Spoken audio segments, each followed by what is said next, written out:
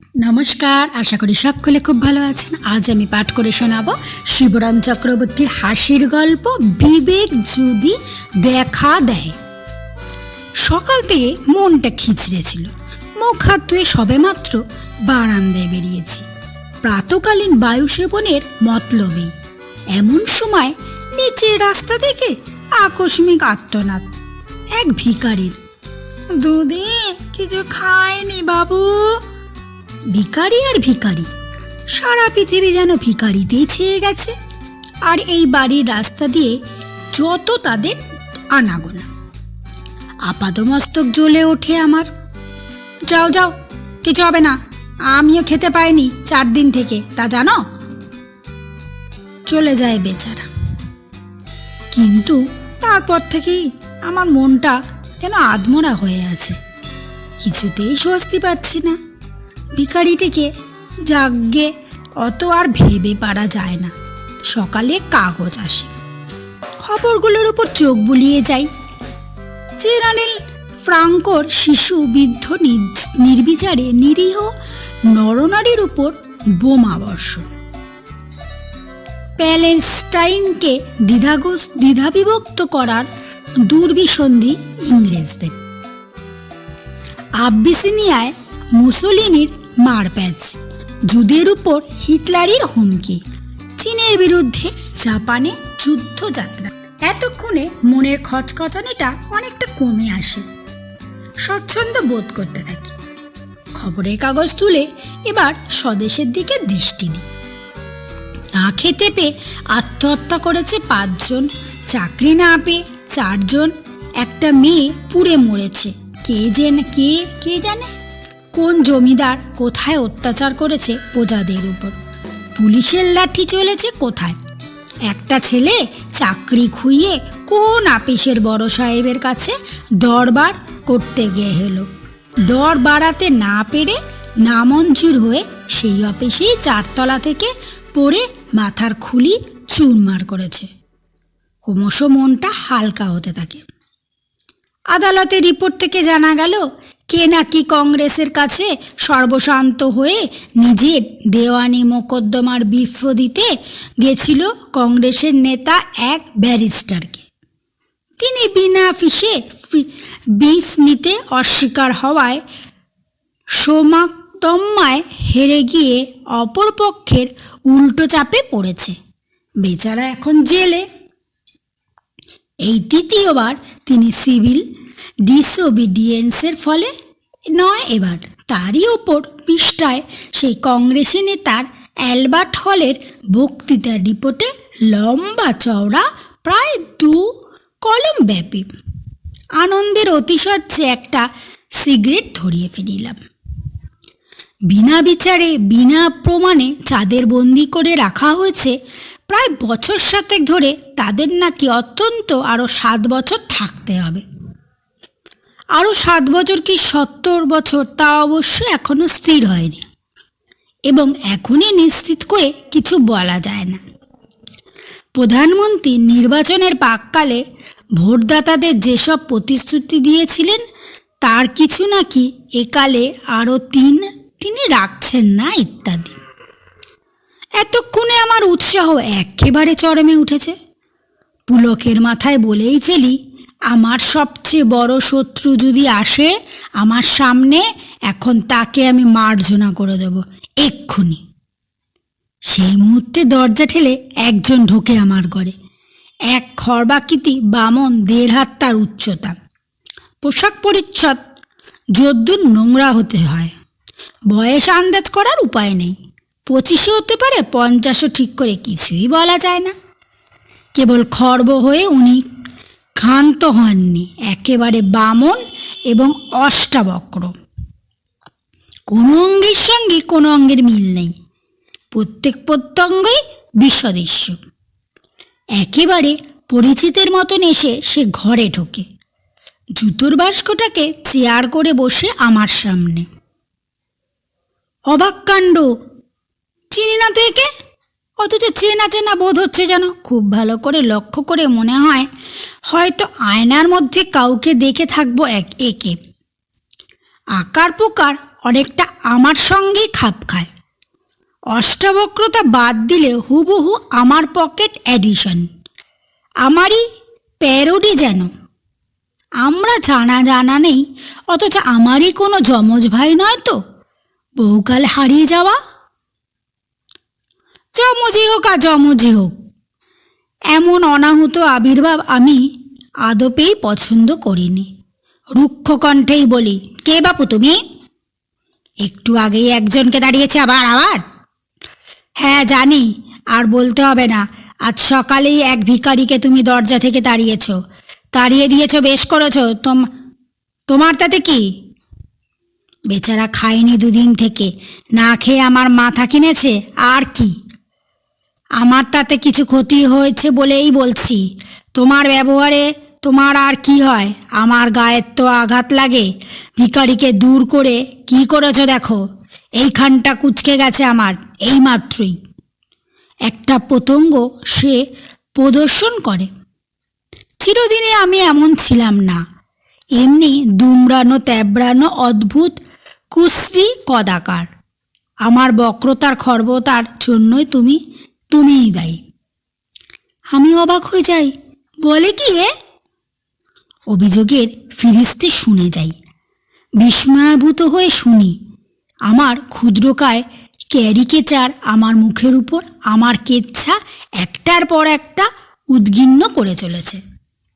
ছোটবেলা থেকে আজ পর্যন্ত আমার আগাগোড়া ইতিহাস। কবে একটা টিকটিকির ল্যাজ ছিঁড়েছিলাম, ইঁদুরের গলায় দড়ি বেঁধে সবেগে ঘুরিয়েছিলাম, কবে ধাক্কা দিয়ে ফেলে দিয়েছিলাম এক ক্লাস ফ্রেন্ডকে, হাসপাতাল থেকে কবে এক কাচের পিচকেরি চুরি করেছি, পরীক্ষার খাতার নম্বর পরীক্ষকের অজ্ঞাতসারে 7 থেকে 77-এ পরিণত করেছি নিজের সৌজন্যে।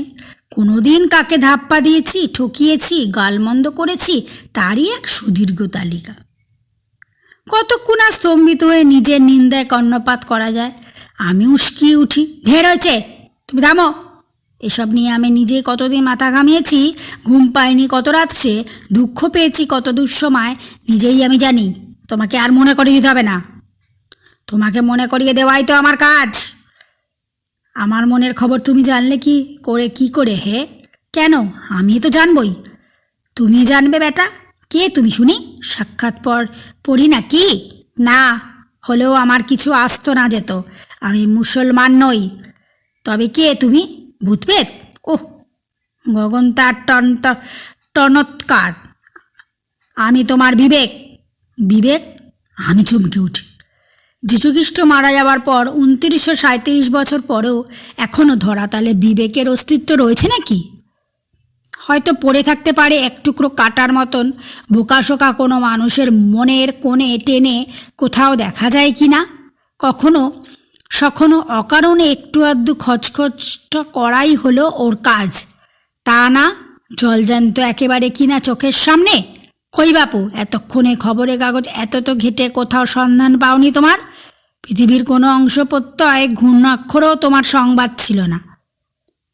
আমার সমস্যাটাই সংক্ষেপে করে প্রশ্নরূপে নিক্ষেপ করতে যাচ্ছি। সে বলে ওঠে, বুঝেছি কি বলতে চাও। আমি মারা যাইনি, এখনও যেতে পারিনি। আমাকে মেরে ফেলাও অত সহজ নয়, তবে অদৃশ্য থাকাই আমার স্বভাব। তুমি এইমাত্র তোমার জীবনের সবচেয়ে বড় শত্রুকে দেখতে চেয়েছিলে, তাই আমি তোমার সম্মুখে অবতীর্ণ হয়েছি। ও এতক্ষণে প্রাদুর্ভাবের রহস্য প্রাঞ্চল হয়ে আমার কাছে, এবং মার্জনা করতেও চেয়েছিল। দেখেছ তো, অনেক দিন থেকেই আমি অত্যন্ত মলিন হয়ে আছি, ময়লা জমেছে সর্বাঙ্গে, মার্জিত হওয়াও আমার দরকার। ময়লা জমেছে সে কি আমার দোষে? নিশ্চয়ই। একজনের বিবেক দেখবে কেমন ঝকঝক করছে, তাদের সাফ বিবেক, দিনরাত তারা পরিষ্কার রাখে। তোমার পরিষ্কার করার দায় পড়েছে আমার। লোকের থেকে নিজের বিবেক বলে তোমার পরিচয় দিতেও লজ্জা করে। কুজো নুলো খোড়া কালো বেটে কদাকার তুমি। তার জন্য কে দায়ী? তুমি। আমি তো হতবাক হতে হয়। তোমার চেহারায় মালিক আমি নই। আমি তোমায় তৈরি করিনি। খোদাকে দোষ দিতে পারো। হ্যাঁ, তুমিই তো করেছো।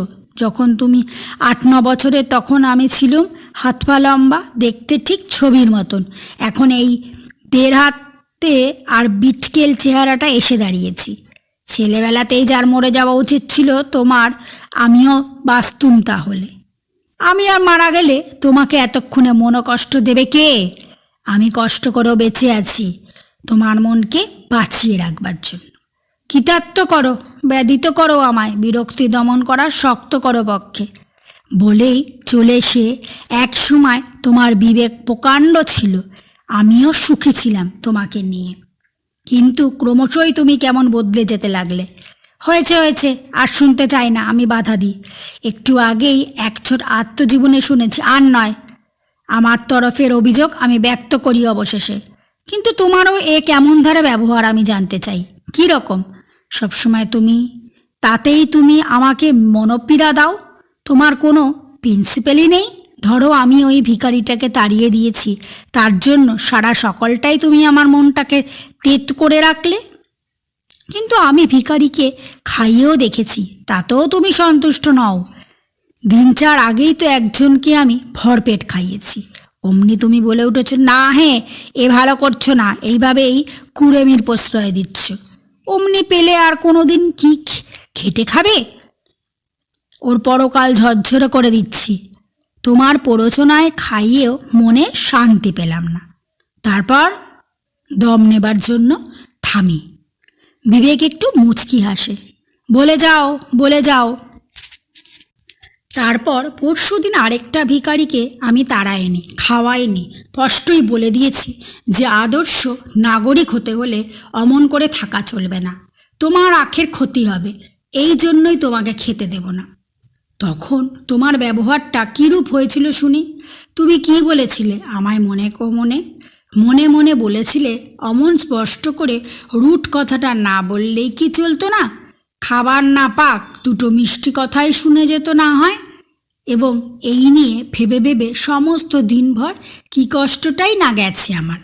তারপর আজকের কথা আর বলতে না চাই না। মৃদুমধুর হাস্য করে আগন্তুক বলে, আমার স্বভাবই ওই, সব বিষয়ে সব ব্যাপারে সব সময় তোমাকে সজাগ রাখা। তোমাতে আর একটা গাধায় এখনই এই তফাৎ, তোমার তবু একটুখানি বিবেক এখনও রয়ে গেছে, গাধার একেবারেই নেই, কোনো কালেই ছিল না। একটা গাধার বোঝাচ্ছে তুমি কিছু কম হালকাও নয়। আমি ক্ষিপ্ত হয়ে উঠি। তোমার বোঝা বইতে আর রাজি নই আমি। তোমার দুর্ব্যবহারে অনেক দিন থেকেই আমি চটেছি। এতকাল ধরে যা মেরে মেরে তোমাকে এখনও যে কেন এতটুকু একটা লাট্টুতে পরিণত করতে পারিনি, এই আমার আফসোস। ভদ্র সমাজে বসবাসের যোগ্য তুমি নও। তোমাকে একটা হোমিওপ্যাথিক পিল বানিয়ে কোনো গাধার পেটে পাঠাতে পারলেই আমার শান্তি হতো। আহা, চড়ছ কেন? অত কোত কিসের? এতদিন কি ক্ষতি করেছ আমার জানো তুমি? তোমার জন্যই আমি কিচ্ছু করতে পারিনি, কিছু করে উঠতে পারলাম না। সব তাতেই তোমার বাধা, কেবলই বাধা। সব সময় এগোতেও বাধা, পেছোতেও বাধা। এবার আমার কেউ রেহাই দাও। উহ, বিবেক আর ঘাড় নাড়েন। তুমি এখনও আমাকে পরিত্যাগ করো, তাহলে এখনই তোমার ভবিষ্যৎ উজ্জ্বল হয়। যাদের তুমি ছোটবেলাতেই ছেড়ে গেছো, তারাই আজ 10 জনের মধ্যে একজন ভাগ্যবান, ধনবান, কীর্তিমান।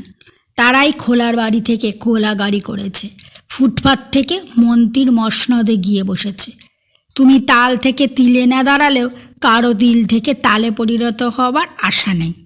তুমি মানুষের অবনতির মূল, তুমি থাকতে উন্নতি নেই কারো। তোমারও তো বিবেক আছে, তুমি নিজেই তো বিবেক বলো। ঠিক কথা বলে আসছি কি না? কি জানি, হয়তো ঠিক বলছো, হয়তো ঠিক বলছো না। দুষ্টুমি ভরা দৃষ্টিতে সে দ্রোকপাত করে। তাহলে দয়া করো, চলে যাও আমার কাছ থেকে। আজ সকালের সে ভিখারির মতন চিরদিনের জন্য চলে যাও। কোনো দিন কখনো কোনো অজুহাতে ফিরে এসো না। তোমাকে আমার দরকার নেই। এখনও তো সব আছে, আমি কলেজের ছাত্র, অনন্ত সম্ভাবনা আমার সম্মুখে। কতই কিনা হতে পারি আমি। নামকরা উকিল হতে পারি, ডাক্তার হতে পারি, আদালতের সেরা ব্যারিস্টার হতে পারি। অনন্ত একটা অপরাজেয় কথাশিল্পী হওয়াও অসম্ভব না হতে পারে আমার পক্ষে। আজকের খবরের কাগজ থেকে বিস্তর আশ্বাস আমি পেয়েছি। হয়তো আমার কোনো ডিরেক্টর হওয়া সম্ভব, আমি কিছু না হতে পারি, নিদেক প্রধানমন্ত্রী তো হতে পারবো যদি তুমি আমাকে ছেড়ে না যাও। দীর্ঘ বক্তৃতার শেষে দাড়ি টানি, বেদম হয়ে থামতে হয়। বিবেক কেবল মাথা নাড়ে।